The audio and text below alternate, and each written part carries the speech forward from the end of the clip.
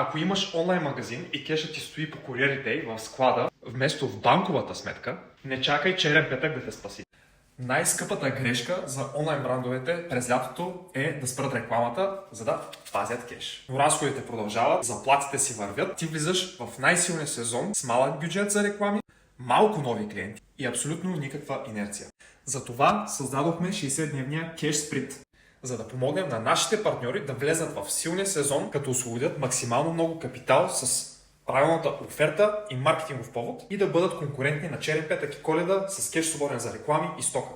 Ако просто чакаш този силен сезон, вече си се гарантирал слабо последно 3 месече, като другите ще женат продажби. И не говорим за минус 50% на целия сайт и разпродажби тип разчистваме склада. Говорим конкретно за правилните продукти, оферта и рекламна стратегия, за да освободиш ликвидност контролирано, без да обесценяваш бранда си. За да влезеш в Q4 с повече кеш, повече нови клиенти, възможност реално да скалираш тази година.